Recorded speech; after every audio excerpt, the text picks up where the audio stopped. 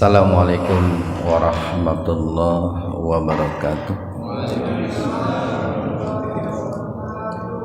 Innal hamdalillah nahmaduhu wa nasta'inuhu wa nastaghfiruh wa na'udzu billahi min syururi anfusina wa sayyiati a'malina. May yahdihillahu fahuwal muhtadi wa may yudlilhu falan tajida lahu waliyyan mursyida. Asyhadu an la ilaha illallah wahdahu la syarikalah wa asyhadu anna Muhammadan abduhu wa rasuluh alladzi la nabiyya wa la rasula ba'dah.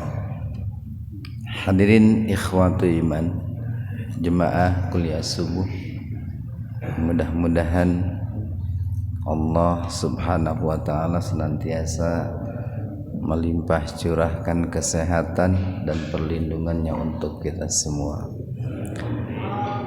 Kajian tafsir di Majelis Tafsir Iliyin pada kesempatan ini membahas surat Ali Imran ayat 167. Ali Imran ayat 167. Untuk sementara bahasan tajwidnya kita lewat dulu. Jika dalam ayat sebelumnya telah kita sampaikan bahwa semua apa yang menimpa kita itu pada dasarnya berasal dari Allah subhanahu wa ta'ala, baik itu kenikmatan ataupun musibah, pada dasarnya seperti itu. Kenapa? Karena semua orang, ya semua kita, oleh Allah itu diberikan dua bekal. Pertama adalah bekal iradah, ya, keinginannya. Yang kedua bekal al-quwah, ya, kemampuan atau kekuatan. Walaupun keinginan dan kekuatan tiap orang itu berbeda-beda. Kemudian di sisi lain Allah pun berikan kepada kita itu akal, sehingga kita disebut sebagai makhluk ikhtiari, ya. Dengan akal itu kita punya kemampuan untuk memilih mau dibawa kemana gitu, keinginan dan kemampuan kita itu. Apakah mau dibawa kepada yang baik atau kepada yang buruk? Apakah mau dibawa untuk taat atau maksiat itu. Tapi yang jelas ya tadi, keinginan dan kekuatan itu semua orang Allah berikan. Nah, namun ketika keinginan dan kekuatan itu oleh kita dibawa kepada ketaatan, dibawa kepada keimanan dan ketakwaan, maka kita katakan semua itu adalah takdir Allah gitu. Papitoyo ai papitoyo teh nah mani jadi mani soleh-soleh teuing gitu. Oh ieu mah tos takdir Allah we gitu. Ieu mah izin Allah gitu. Alhamdulillah abdi teh dijadikeun orang soleh gitu. Nah didinya bangor-bangor teuing gitu. Jangan mengatakan takdir Allah gitu. Tapi itu adalah karena dirimu sendiri gitu. Seperti beginilah, orang tua itu memberikan bekal uang kepada anaknya gitu.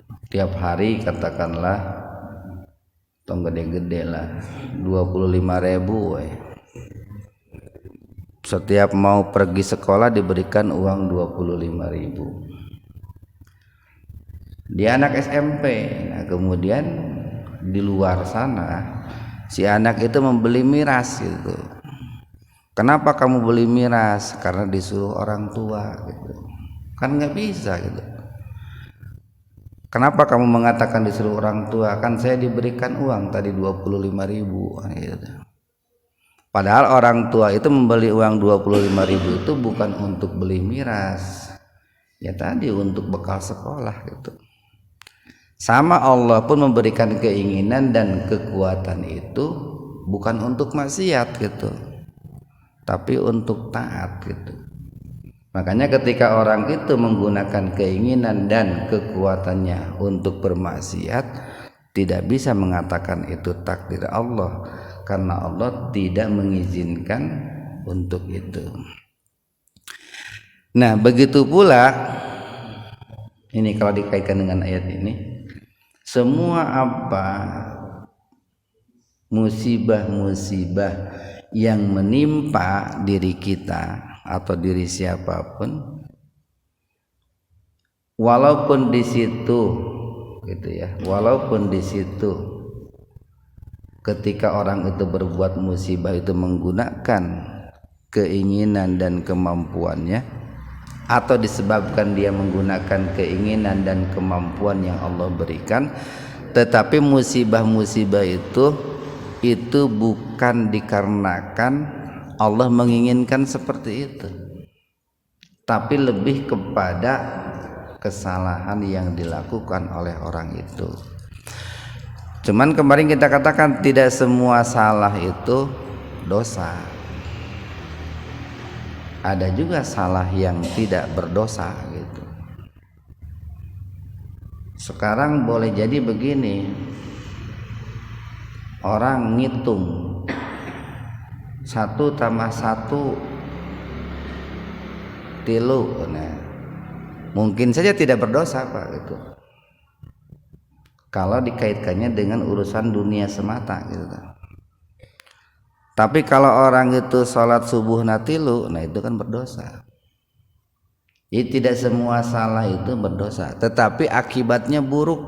Yang namanya salah itu akibatnya buruk, walaupun tidak semuanya berdosa. Kemarin kan kita berikan contoh, naik motor ke Wonosobo, Papitoyo, ente dosa lamun teu di baju gitu ta.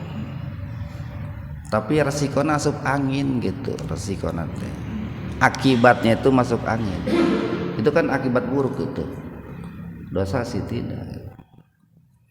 Nah itu salah satu tadi hikmah kenapa Allah itu menimpakan. Di ujung ayatnya nih di 166 Allah mengatakan bahwa di antara hikmah lain Allah menimpakan musibah itu adalah waliya'lamal mu'minin, supaya Allah itu mengetahui dengan jelas, melihat perbedaan dengan jelas, mampu menunjukkan dengan jelas siapa orang-orang yang beriman.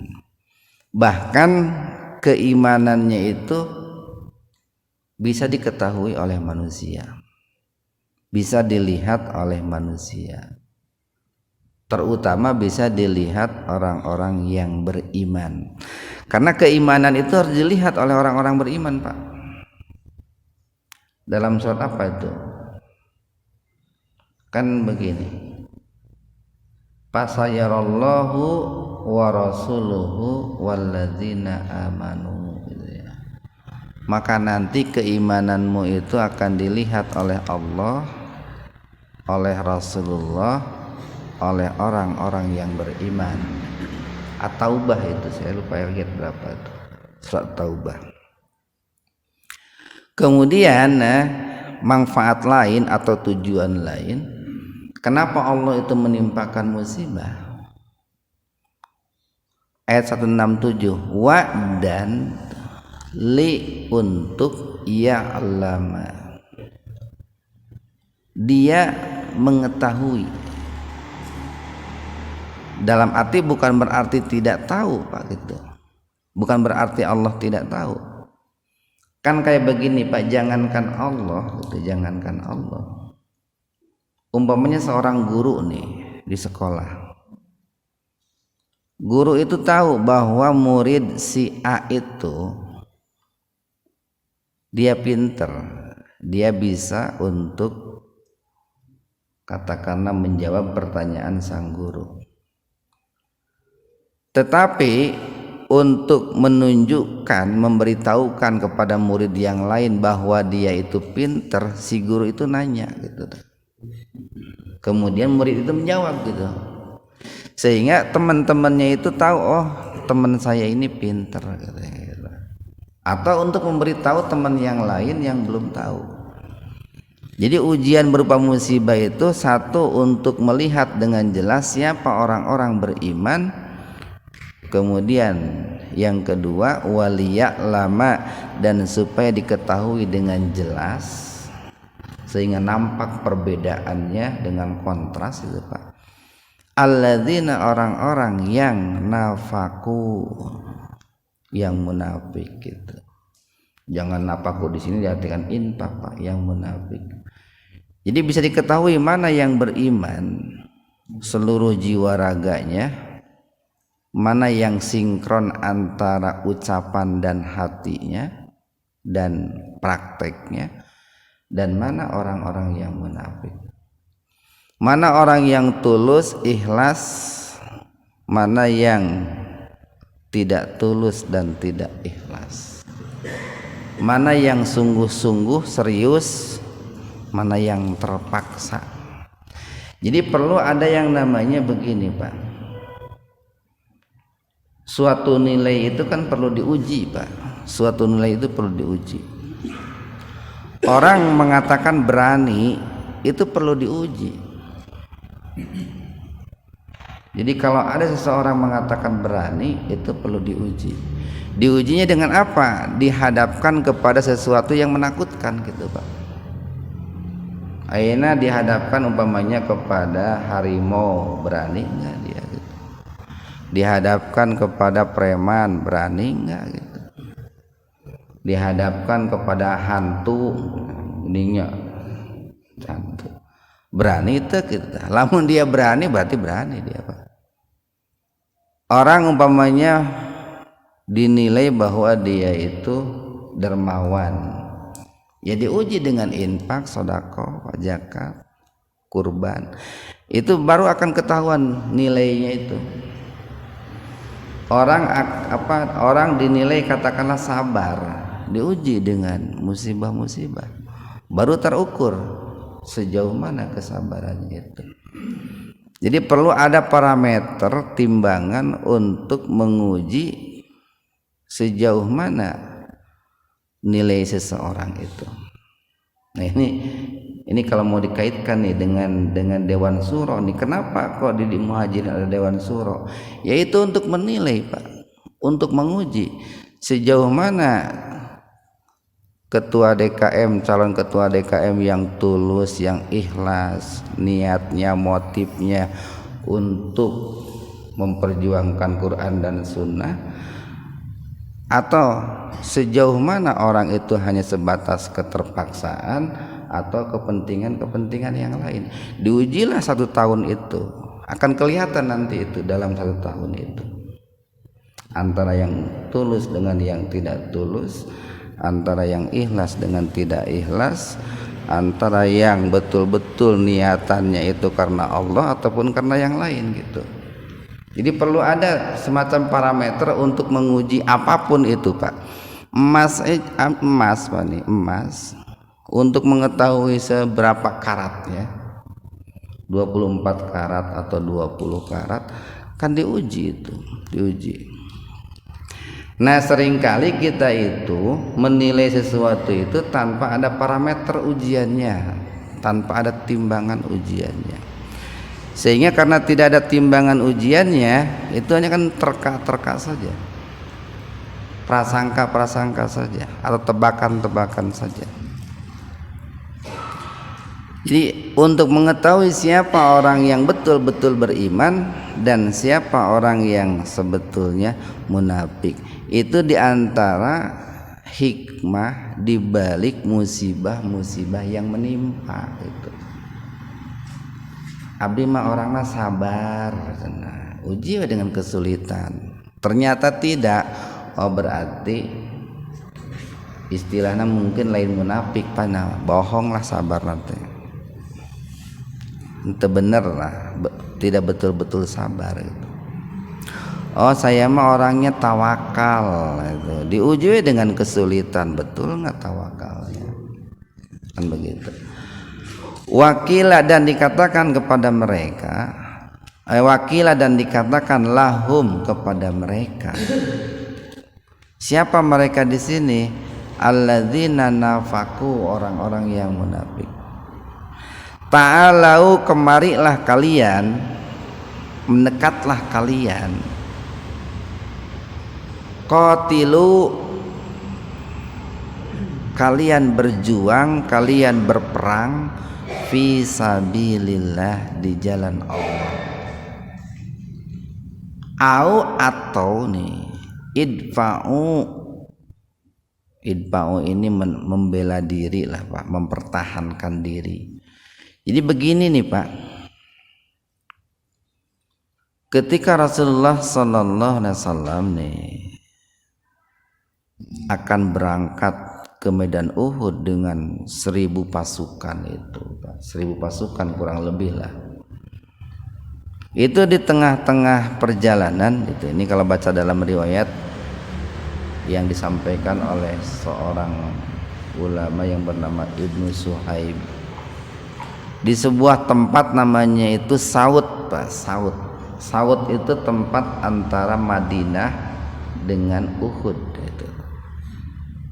Tempat antara Madinah dengan Uhud itu ada namanya tempat Saud, sebuah tempat Saud.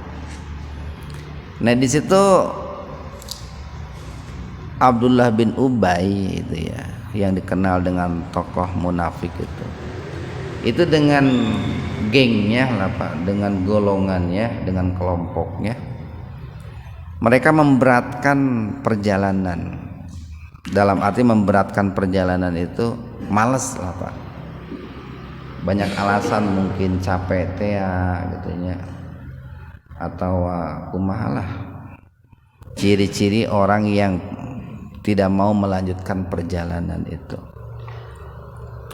Nah kemudian Abdullah bin Ubay itu berkata kepada para pengikutnya itu yang berjumlah 300 orang itu, demi Allah saya itu tidak melihat perjalanan ini kecuali hanyalah untuk membunuh diri kita sendiri gitu, bukan untuk berjuang di jalan Allah gitu, tapi ini hanyalah untuk membunuh diri kita sendiri gitu.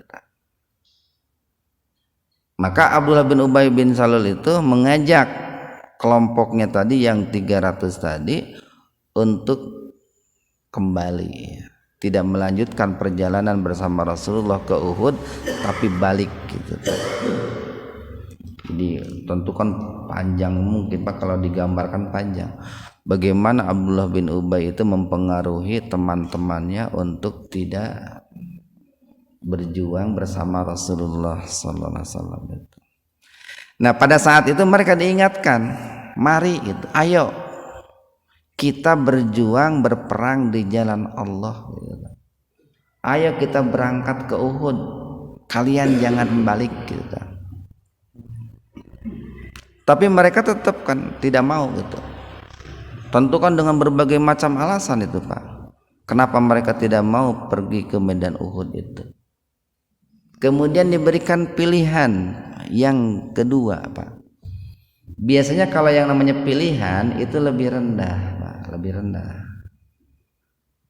alternatif lah, opsi gitu. Makanya di sini kata sambungnya nih menggunakan au fisabilillah nih. Ta'alau qatilu fisabilillah, au asalnya wawunya itu disukun itu Pak, au. Tapi karena setelah wawu ada dal yang sukun, wawunya diaktifkan dengan kasrah jadi awid fa'u gitu. Asalnya sukun itu. Au idfa'u asalnya begitu. Atau kalau kamu tidak mau berjuang di jalan Allah, berperang di jalan Allah di medan Uhud, idfa'u gitu. Kalian bisa idfa'u gitu. Membela diri kalian gitu. Ada yang menafsirkan membela diri kalian, atau kalian membela harta gitu. Kalian membela keluarga kalian, melindungi tempat tinggal kalian. Ada juga yang menafsirkan kalau kalian tidak mau menjadi yang terdepan ketika perang di medan Uhud, pang tukang nawelah kita. Minimal kalian itu ngalobaan jumlah gitu Pak. Ami kaciri ke orang-orang kafir teh yen orang Islam teh loba gitu we. Lamun embung mun sieun mah gitu. Terus sampai pilihannya sampai rendah begitu gitu. Sok we pang tukangna gitu ta. Ari sieun terbunuh mah minimal kalau kalian ikut jumlah kita itu kelihatan banyak gitu Pak. Kalau mereka menjawab nih, ini alasan Pak nih. Jadi biasanya orang itu kalau sudah terjangkit penyakit kemunafikan, 1001 alasan akan keluar dari mulutnya untuk menolak melakukan ketaatan itu. Kalau mereka menjawab lau seandainya na'lamu, kami tahu kitalan ini sebuah peperangan gitu. La sungguh ittaba mengikuti na kami kum kalian gitu. Sungguh kami akan mengikuti kalian. Seandainya kami ini tahu bahwa ini sebuah perang, pasti kami ini akan ikut dengan kalian. Ini kan ungkapan ini Pak, ungkapan ini sebuah ungkapan yang tidak logis itu Pak, tidak rasional. Kenapa mereka mengatakan begini? Itu kan jumlah orang-orang kafir banyak gitu, berlipat-lipat. Kita kok sedikit, kita kayak mau main-main aja kan gitu Pak. Mereka persenjataannya lengkap, kok kita kayak begini gitu. Mereka perbekalannya banyak, kok kita seperti ini gitu kan. Kami melihat ini bukan perang, tapi ini adalah bunuh diri katanya kan gitu. Kan sering Pak mengatakan, hari ini banyak orang yang mengatakan begitu. Ketika mau diajak berjuang di jalan Allah, wah ini bukan berjuang, mati konyol katanya. Bunuh diri. Kita belum punya kekuatan kok mau melawan kekuatan yang besar seperti itu. Ini namanya bunuh diri, kan begitu. Sama orang-orang munafik pada waktu itu pun mengatakan, wah ini mah bukan perang. Kami melihat ini bukan perang, tapi ini adalah sebuah cara untuk membunuh diri kita sendiri katanya. Nah gitu Pak. Sehingga dengan kata-kata itu tadi banyak orang-orang yang terpengaruhi oleh Abdullah bin Ubay itu. Dijawab nih oleh Allah nih, atau diponis oleh Allah. Hum mereka itu lil kufri, nah, li terhadap al kufri kekufuran, atau lebih tepatnya kepada kemunafikan. Yauma idzin pada hari itu aqrabu. Nah, ini superlatif ini Pak, isim tafdil, lebih dekat. Qarib itu kan dekat, kalau aqrabu lebih dekat. Minhum dari mereka, lil iman daripada keimanan. Jadi pada hari itu ketika mereka mengatakan seperti itu, kalau seandainya kami tahu ini adalah sebuah perang, kami akan ikut. Tapi kami melihat ini bukan perang, tapi ini ajang bunuh diri. Maka dijawab oleh Allah, sebetulnya omongan mereka itu pada hari itu lebih dekat kepada kekufuran ketimbang kepada keimanan gitu. Omongan mereka itu lebih pantas disebut kemunafikan daripada keimanan gitu. Kenapa yaquluna mereka mengatakan bi dengan afwa, mulut, afwah itu mulut, him mereka ma sesuatu laisa bukan fi yang ada di dalam qulubihim hati mereka. Jadi ucapan yang mereka keluarkan dari mulutnya itu bukanlah sesuatu yang ada di dalam hatinya. Hatinya tahu Pak, akalnya tahu bahwa ini adalah sebuah perang. Masa Rasulullah memberangkatkan 1000 orang bawa senjata, bawa bekal, tidak tahu kalau itu sebuah perang gitu. Itu kan hanya menghina saja gitu Pak, melecehkan saja. Kok perang seperti ini gitu. Orang lain senjatanya lengkap kok kita begini gitu. Orang lain pasukannya besar kok kita begini gitu. Ini menurut ilmu gitu, Pak. Secara ilmiah ini enggak ilmiah gitu Pak. Secara logis enggak, ini enggak logis, enggak rasional. Ini mah bukan perang, ini mah bunuh diri gitu. Wallahu dan Allah itu a'lamu lebih tahu bima dengan apa yaktumun yang mereka sembunyikan di dalam hatinya. Jadi sebetulnya kemunafikan itu akan diketahui ketika orang itu berbicara. Walaupun mungkin Pak, mungkin tidak semua orang bisa mengetahui itu. Karena kan kemunafikan itu pangkalnya dalam hati. Cuman kan bisa diketahui ketika orang itu berbicara. Kan sering diibaratkan begini nih. Teko itu teko. Bagaimana gening ayat teko. Biasanya kan terbuat dari aluminium. Sehingga isi dalam teko itu kan nggak kelihatan. Tapi baru akan kelihatan isinya, ketahuan isinya kalau dituangkan ke dalam gelas kan gitu Pak. Oh isinya itu manis, susu, kopi gitu, sirup, madu. Oh isinya itu pahit, nah, jamu kan gitu. Oh isinya itu racun, nah itu setelah dituangkan. Jadi orang itu keimanan itu dalam hati, tapi akan ketahuan ketika dia berbicara. Ini orang beriman ini. Kelihatan dari pembicaraannya. Ini orang munafik nih, kelihatan dari pembicaraannya. Walaupun tadi sulit untuk mengetahui keimanan dan kemunafikan itu. Nah, makanya yang disebut dengan basiroh itu di situ Pak. Orang itu harus belajar untuk memiliki basiroh. Basiroh itu ketajaman mata hati.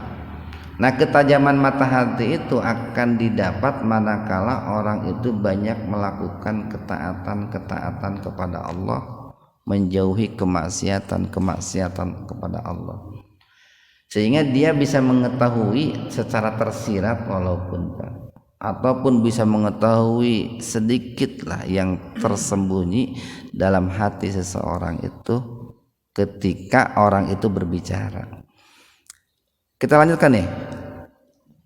Alladzina mereka itu, nah, orang-orang munafik itu adalah orang-orang yang qalu mengatakan li kepada ikhwanihim, saudara-saudara mereka, teman mereka, partner mereka, kelompok mereka.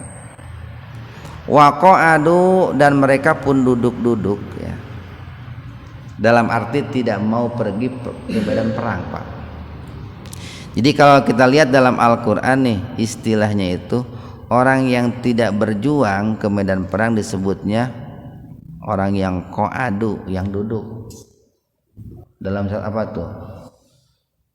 La yastawil qa'idun, tidak sama la yastawil mujahidun minal qa'idin, tidak sama orang yang berjihad dengan orang yang duduk-duduk. Atau kalau menurut perkataan siapa tuh, Abdullah bin Azam itu, Al-Qur'anu la yafhamuhumul qa'idun itu. Al-Qur'anu la yafqahuhumul qa'idun. Al-Qur'an itu tidak akan bisa dipahami hanya oleh orang yang duduk saja gitu. Artinya Al-Qur'an itu baru bisa dipahami kalau dipraktekkan, Pak. Kalau diterapkan. Sebuah perjuangan nih, kalau Al-Qur'an bicara tentang perjuangan, tidak akan bisa dipahami dengan baik kecuali oleh orang-orang yang terjun ke medan perang, Pak. Baru bisa dipahami itu ayat Al-Qur'an itu dengan baik.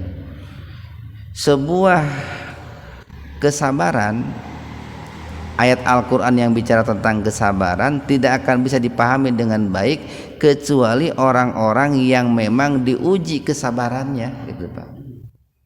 Ayeuna jelema anu salila hirupna senang ngomong sabar-sabar moal ngarti moal. Sabab dia can pernah diuji dengan kesabaran, Pak. Moal. Ayeuna orang ngomong begini, jamu itu pahit tapi belum pernah minum jamu, nyamual ngerti atuh, Pak. Dia baru tahu jamu itu pahit, khasiatnya begini kalau dia udah gitu. Nah, sama Al-Qur'an pun baru bisa dipahami oleh orang-orang yang mempraktekkan pesan-pesan Al-Qur'an itu.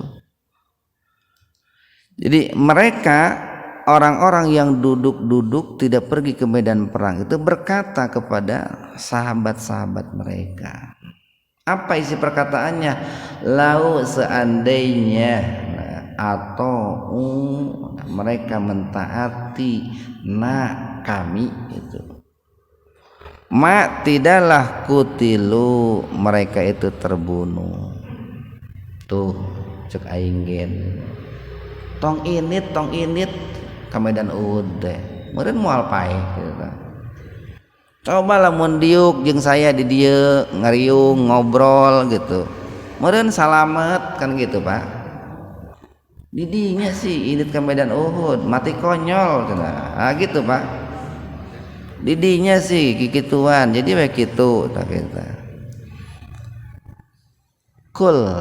Katakan oleh Muhammad padra'u, buktikan itu, tunjukkan an anfusikum dari diri kalian, oleh diri kalian al mauta, kematian itu.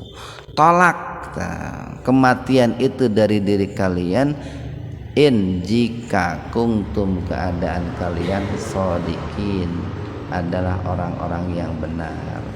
Ini menunjukkan bahwa begini, tempo hari kan sudah disampaikan tuh ayatnya, bahwa kematian itu akan datang menghampiri sekalipun orang itu tidak pergi ke medan perang kalau ajalnya sudah tiba gitu. Atau bisa saja yang bersangkutan itu akan keluar dari kamarnya, keluar dari rumahnya dengan suatu keperluan ke tempat terjadinya perang, terbunuhlah di situ, Pak. Kalau ajalnya sudah tiba. Dan ini merupakan sebuah penolakan atas perkataan mereka tadi. Seandainya kalian tidak pergi ke medan perang, maka kalian itu akan selamat, kalian tidak akan terbunuh. Mudah-mudahan ini ada manfaatnya untuk kita semua. Subhanakallahumma bihamdika asyhadu an la ilaha illa anta astaghfiruka wa atubu ilaik. Assalamualaikum warahmatullahi wabarakatuh.